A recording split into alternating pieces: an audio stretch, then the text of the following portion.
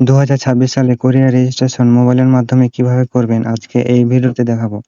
তাই ভিডিওটি না টেনে সম্পূর্ণ দেখুন। এটি রেজিস্ট্রেশন করার জন্য আপনার ফোনে ক্রোম ব্রাউজার অথবা গুগল আছে সেটিতে ক্লিক করবেন। আমি ক্রোম ব্রাউজারে ক্লিক করলাম। ক্লিক করার পরে এখানে সার্চ বারে লিখবেন eps.boisel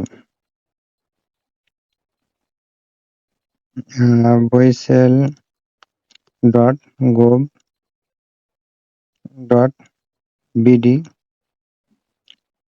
2026, ঠিক আছে? এটা বলে আপনারা সার্চ দেবেন। সার্চ দেওয়ার পরে আপনারা প্রথমে লিঙ্কটি কিন্তু পেয়ে যাবেন, ঠিক আছে? এখানে ক্লিক করবেন। এখানে ক্লিক করার পরে দেখতে পাচ্ছেন এটি কিন্তু রিলোড হচ্ছে না, মানে এখন কিন্তু অনলাইন হচ্ছে না, তার জন্য তারা সাইটটি বন্ধ রেখেছে, ঠিক আছে? লিঙ্কে ঢোকার পরে আপনার সামনে এইরকম ২টা অপশন থাকবে, ঠিক আছে? একটা হচ্ছে সাবমিট অ্যাপ্লিকেশন এবং নিচেরটা হচ্ছে ডাউনলোড অ্যাডমিট কার্ড, ঠিক আছে? আপনি যেহেতু রেজিস্ট্রেশন করবেন তার জন্য আপনাকে সাবমিট অ্যাপ্লিকেশন এখানে ক্লিক করতে হবে।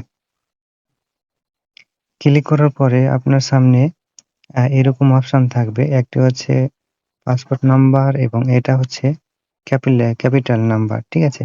এখানে আপনার পাসপোর্ট নাম্বারটা দিবেন এখানে এবং এখানে দেখেন ক্যাপিটাল লেখাটা কিন্তু যেভাবে আছে সেভাবে কিন্তু এখানে বসাবেন, ঠিক আছে? এখানে বসার পরে আপনাকে এখানে সাবমিটের উপর একবার ক্লিকও দিতে হবে। তাহলে আপনাকে পরের পেজে নেয়া যাবে। এরপরে ২য় ধাপে আপনাকে প্রবেশ করাবে, ঠিক আছে? এখানে আপনি যেহেতু পাসপোর্ট নাম্বার দিয়েছেন এটি কিন্তু শো করবে। তারপরে আপনার এই যে তারপরে এখানে দেখেন কারেন্ট ভ্যালিড পাসপোর্ট নাম্বার, ঠিক আছে? আপনাকে এখানে কিন্তু ওই নাম্বারটা দিতে হবে, সেম নাম্বারটাই দিতে হবে, ঠিক আছে? তারপরে আপনাকে এখানে কিন্তু পাসপোর্ট অনুযায়ী নাম দিবেন, ঠিক আছে? এখানে নাম দেওয়া আছে, এখানে নাম দিবেন সুন্দরভাবে। তারপরে আপনি এখানে দিবেন মায়ের নাম, ঠিক আছে?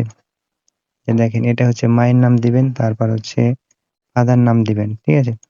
ফাদার নাম দিবেন, তারপর আপনি কি ছেলে না মেয়ে সেটি কিন্তু এখানে জেন্ডার এখানে একবার ক্লিক করবেন, ঠিক আছে? এখানে একবার ক্লিক করবেন। আপনি যদি মেল হন তাহলে হচ্ছে মেল দিবেন, আপনি যদি ফিমেল হন তাহলে ফিমেল দিবেন। তারপরে আপনাকে আপনার বয়স দিতে হবে, ঠিক আছে? আপনার ডেট অফ বার্থ দিতে হবে, ঠিক আছে?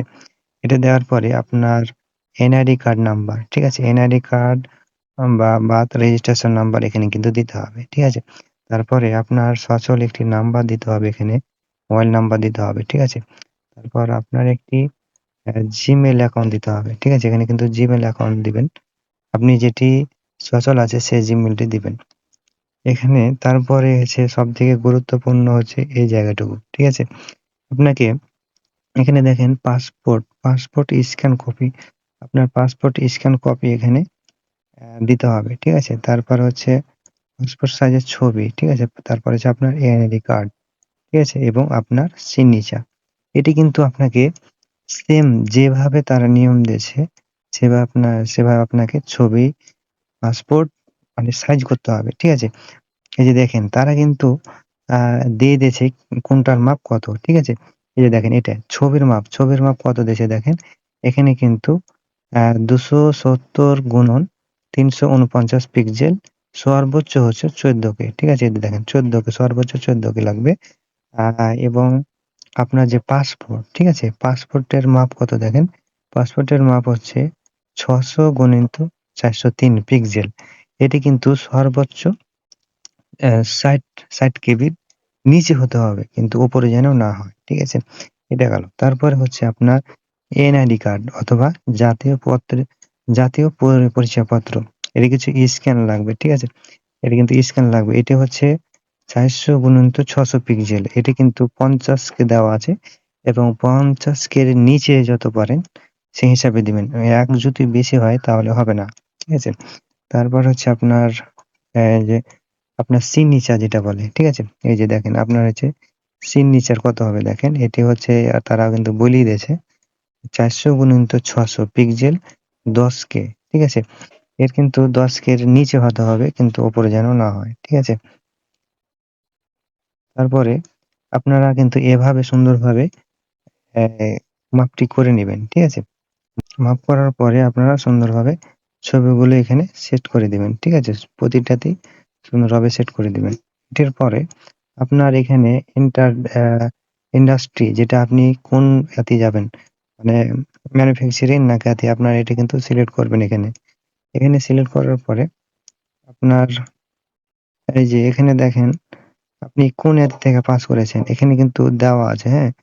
আপনি যেখান থেকে পাস করেন সেটা আপনি এখানে দিবেন এবং আপনি যদি এইচএসসি পাস করে থাকেন তাহলে এটি দিবেন এবং আপনার এসএসসি মানে আপনার এসএসসি ব্যাচ কত সালে, এখানে কিন্তু এসএসসি ব্যাচটা হচ্ছে আপনাকে দিতে হবে। কত সালের ব্যাচ আপনি এটাকে দিতে হবে। এখানে সম্পূর্ণটা দেওয়ার পরে আপনাকে যে নিচে সাবমিট অপশন আছে, সাবমিট অপশনের ওখানে একবার ক্লিক করবেন। সাবমিট অপশনের উপরে ক্লিক করার পরে আপনারা কিন্তু আ এরকম একটা পাবেন, ঠিক আছে?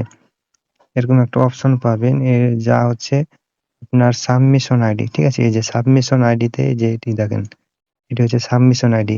এই আইডি নাম্বারটি কিন্তু আপনারা কপি করবেন, ঠিক আছে? কপি করে আপনাকে কিন্তু পেমেন্ট দিতে হবে, ঠিক আছে? আবার তার জন্য আপনাকে এটি কপি করে আ পরের ধাপে নিয়ে যাচ্ছি আপনাদেরকে। যে আমার এতে ফোনে বিকাশ আছে, বিকাশে গেলাম। বিকাশে আসার পরে আমি এখানে পাসওয়ার্ড দেব। পাসওয়ার্ড দেওয়ার পরে এরকম একটা শো হবে এবং তারপরে এখানে দেখতে পাচ্ছেন আরো, এখানে একবার ক্লিক করে দিবেন। ক্লিক করার পরে এখানে অনেকগুলো অপশন পাবেন। তার মধ্যে কিন্তু এডুকেশন ফি, হ্যাঁ? এখানে একবার ক্লিক করে দিবেন। এখানে ক্লিক করার পরে আপনি এখানে সার্চ বারে লিখবেন বইসেল। এই যে ১ম অক্ষরটা কিন্তু চলে এসেছে, হ্যাঁ? এখানে একবার ক্লিক করে দিবেন। এখানে ক্লিক করার পরে এখানে কিন্তু আপনার এটি কিন্তু ডেট করবে, ঠিক আছে? এটি কিন্তু শো করবে। আপনি যখন দিবেন তখন কিন্তু এটি তারিখটি শো করবে এবং এখানে নিচে কিন্তু দেখেন সাবমিশন আইডি, ঠিক আছে? এখানে সাবমিশন আইডি দিবেন। আমি কিন্তু সাবমিশন আইডিটি দিয়েছি এখানে, হ্যাঁ? এটি কিন্তু সাবমিশন আইডি। এখানে সাবমিশন আইডি দেওয়ার পরে আপনি এখানে পরবর্তীতে এখানে ক্লিক করবেন। আপনারা টাকাটি পেইড করবেন। পেইড করার পরে যখন পেইড হয়ে যাবেন তখন মনে করবেন কি যে আপনার আইডিটি কিন্তু আ কনফার্ম হয়ে গেছে, ঠিক আছে? এবং আপনি অ্যাডমিট কার্ড কিভাবে ডাউনলোড করবেন আপনাদেরকে দেখাচ্ছি। তারপরের ধাপে কিন্তু এরকম একটা অপশন থাকবে, হ্যাঁ? এরকম অপশন থাকবে এবং এখানে থাকবে দেখেন সাবমিশন আইডি।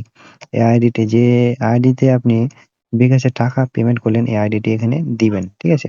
এখানে দেওয়ার পরে আপনার পাসপোর্ট নাম্বার দিবেন এখানে, ঠিক আছে? এখানে কিন্তু পাসপোর্ট নাম্বার দিবেন, হ্যাঁ? পাসপোর্ট নাম্বারটা দিবেন।